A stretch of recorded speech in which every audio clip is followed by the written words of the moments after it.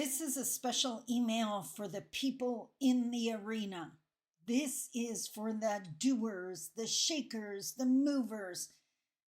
Lots of people are struggling right now. A lot of people are struggling financially on top of emotionally and mentally.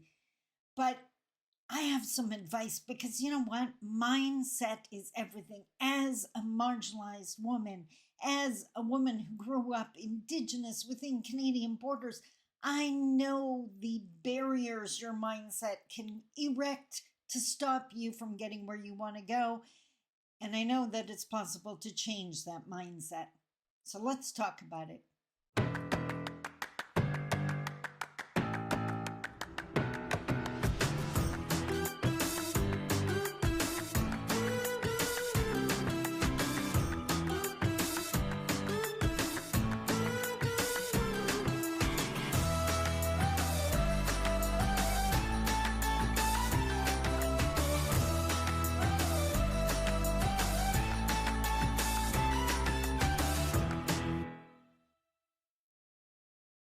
Bonjour, Mishko Pakanon Quain Adishnakas Mangdodem.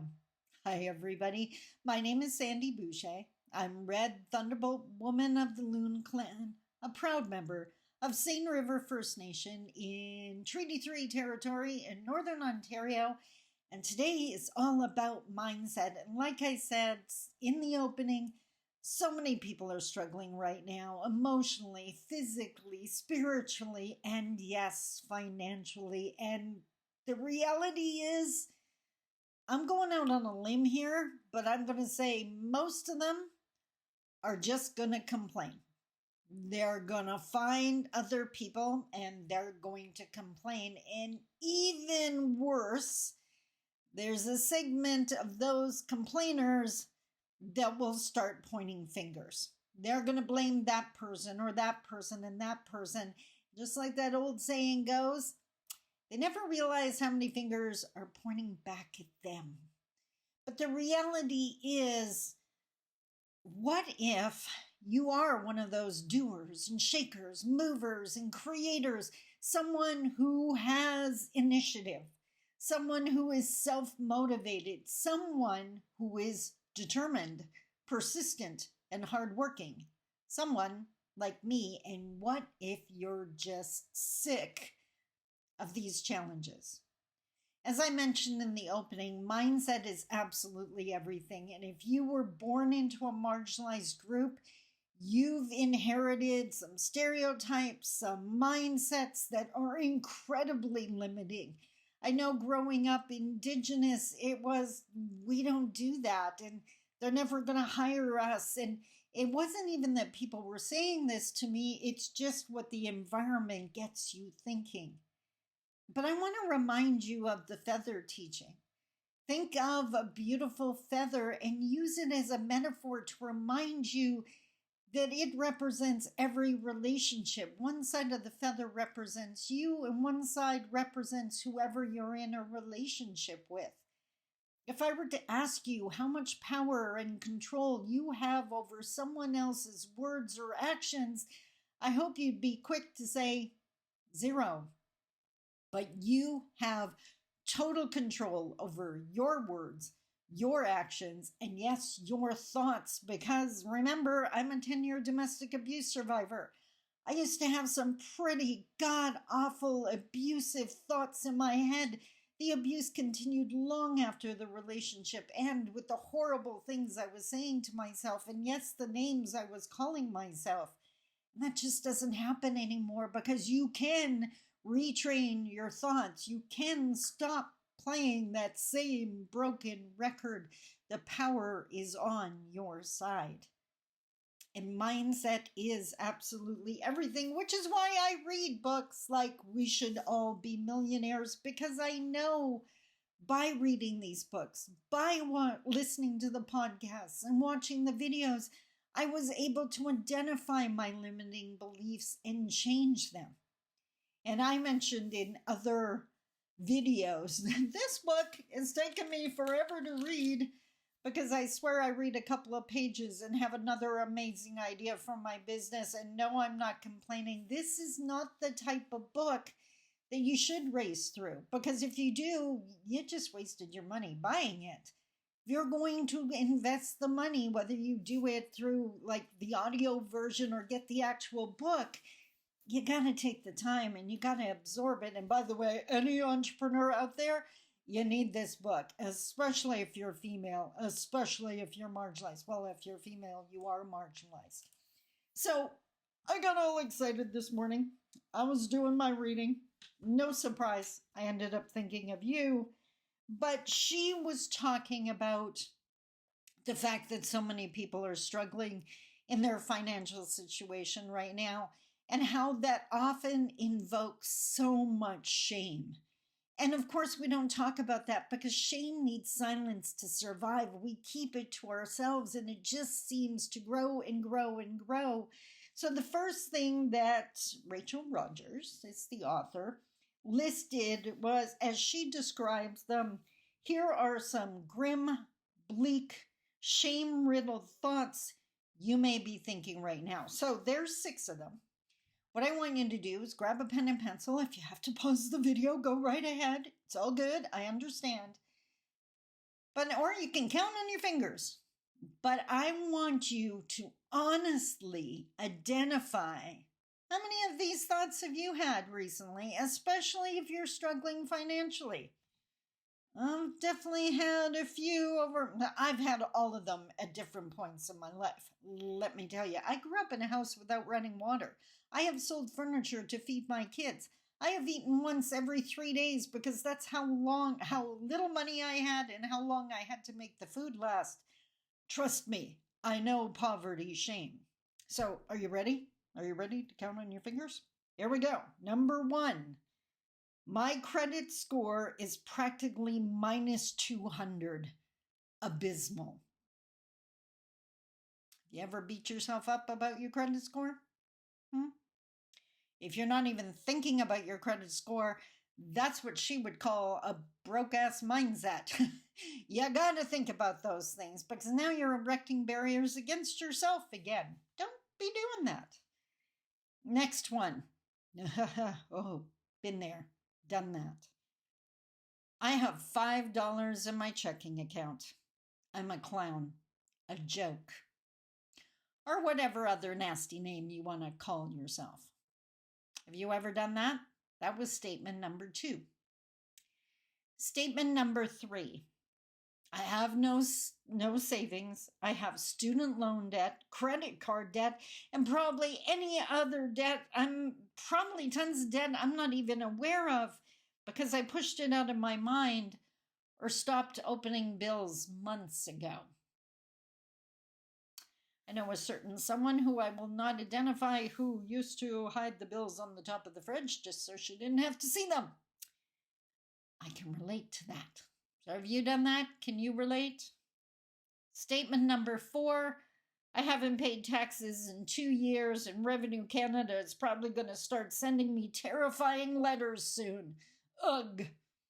Now, of course, I switched it to Revenue Canada. She's American. She mentioned the IRS, but my following tends to be Canadian. The 5th statement, how are you doing so far? What's your score? Number 5, I am a disaster with a capital D, which rhymes with P, which stands for poor, which rhymes with floor, which is what I want to disappear beneath. Or something similar? Have you been there? Done that? And the last one, my situation is such a mess. Even if I work my tush off, I will never climb out of this hole. I'm beyond help. Can we all, I hope you could all understand just how limiting and depressing and not helping any of those statements are. Those are the kind you got to flip the coin. You got to change this. You got to, you know what? What's that quote? It's not what happens to you. It's what you think of or feel about what happened to you. The story you tell yourself. None of those are going to help you, and they're probably going to keep you in that trap. Now, of course, I wouldn't leave you there. Don't be silly. Now we're going to look at Here are some much better thoughts. These are truthful, empowering thoughts that get you in motion rather than keeping you stuck. These are not examples of you lying to yourself. It's just a different perspective. So you're ready? You might want to write these down. Feel free to rewind. Rewind? Do you rewind a video? I'm showing my age here. It's not an 8-track tape, Sandy, or a cassette tape for that matter. Here are the 6 more empowering ways of looking at the exact same situation, but these 6 are going to get you into a place where you're actually working on it. A doer, a mover, a creator, a succeeder. First one, my credit score isn't great. That's the truth, but I can improve it. If I keep taking action, things will shift in the right direction. Truth. Consistency is everything. Don't take some huge action once in a blue moon. The people that wish they would win the lottery, if you don't know how to manage your money, you're going to blow that just like you blew your paycheck. Right? You got to change the mindset. Second one, did you get that one? Did you get that one? Start practicing it. Second one, I don't have very much in my checking account yet, but I'm determined to expand my income. This year, I will earn more than ever before. That's going to get you thinking you can. That's going to get you taking the right actions rather than burying your head under the pillow and yourself into the bed, which is not going to help you get out of this. You see the difference? Still have nothing in the checking account, but the second statement is going to help you change that. The first one's going to keep that your reality. Third statement, I have no savings yet. That's about to change. Watch me, world. To feel the empowerment? Nah. This is a current situation. It is not my identity. This will change. Love it. Number 4, I have debt. Okay, so what? Millions of people have debt. The government has debt. Practically everyone has debt. I can work toward paying it off. Debt doesn't make me a bad person. It's a true statement, way more helpful than that first one. The 5th one, I haven't paid taxes, bills, loans, and so on in quite a while. I'm behind. That's real. But guess what? I'm not the first human being to fall behind on payments, nor will I be the last. It happens. It's okay. I'm creating a plan to get caught up, and it feels good to take action. This is called acknowledging reality without beating yourself up. You're not lying to yourself. And just stopping the abuse, because that doesn't help. And the last one, it's not where I want to be yet, but I have a clear vision of where I want to go. Every day I can make million-dollar decisions that carry my life in the right direction.